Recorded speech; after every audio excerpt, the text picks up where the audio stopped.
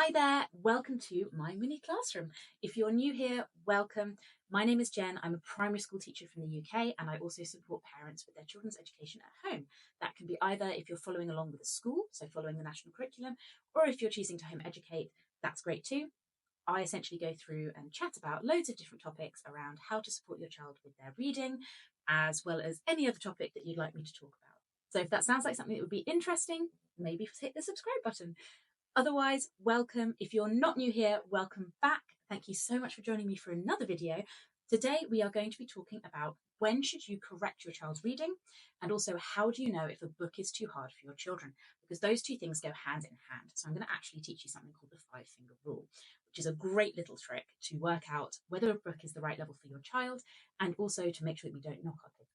Because what I get asked quite a lot by parents is, how often should I be correcting their reading? Now, do I correct them on every word that they get wrong because they are doing a lot of reading, they're working really hard at it, but I don't want to keep correcting them so that they feel like they can't read and that they are bad at reading or they lose confidence in that as well. And I completely get that. I have been teaching reading for over a decade now, and it's really disheartening to see kids really struggling with reading, trying their best and still getting it wrong. And you then feel a bit like a villain if you're trying to correct them and tell them the next sound and the next sound. And what we want is our kids to be feeling like they are incredibly confident, they're getting this right, they are nailing it, and that when they pick up a book that they can read it and it works. So that's what we'll talk about today, is how can you avoid the feeling of, oh, I'm not getting it right, I keep getting it wrong, and therefore I can't read. So how can we make sure that we avoid this? Well, the five-finger rule is one of the best things that you can do. Essentially, if your child is reading a book and they make an error 5 times, then that book is too hard for them. So, for example, I've got one of the Biff, Chip and Kipper books here. As we're reading through, if your child is making 5 mistakes, then the book is too high level for them. We want to go back a level and choose a different book. So ultimately, if we're reading along and it goes, look at that, said Dad, if your child is finding that is an error, they've gone at, and they've not been able to sound it out, and then said they've not been able to get, that would be 2 marks. Again, if we carry on, dogs can't, if that's a tricky word, and sand is a tricky word, that would be 4. If we then get to poor, and again, your child can't say that word or can't read that word, I would say that is 5, and then this book is too high level. We want to move down a level and choose another book. However, if it is in the whole book and your child is reading along and they get a few words wrong, that is absolutely fine to correct. So if your child is saying, look at that, obviously sounding it out, we don't expect children to read by sight, but look at that, and then they struggle over this word. Yes, you would put that on your finger, but you might say to them, that word is said. It's a tricky word. We can't sound it out. It's not said, it's said. Well done for trying. Glue it in your brain, and then we'll keep going. So it would then be said, Dad. Brilliant. Dogs can't go on the sand. So fantastic. In that whole page, they've made 1 error. That is really good. We've corrected them. They can move on. Then we get to paw, and that's pour, which isn't quite right. If our kids are struggling with that, we can go, brilliant, I'm really proud of you for sounding that out, but the word is paw. Can you say it? Brilliant. Paw, floppy. Do we remember that word? That word was from over here. Said.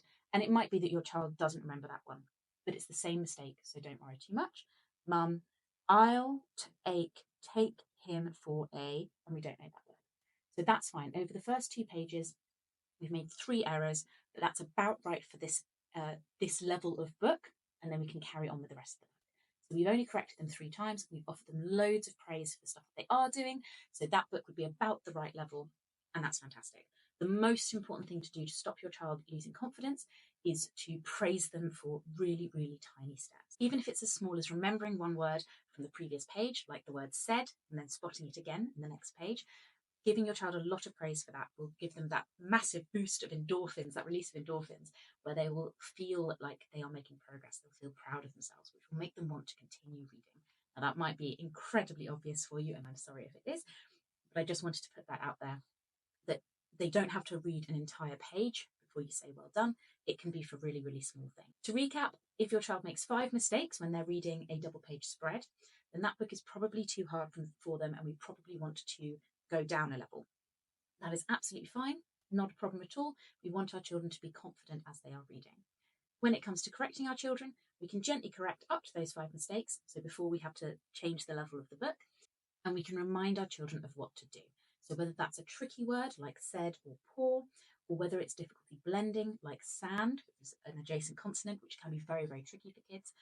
We can help them through that. We can support them with all of that blending, give them lots of praise when they've done it, and then move on to the next part. That's just a really quick trick to try with your little one that will help them feel more confident about their reading and about their own progress, and can help us know when to correct and when to just carry on or change the level of.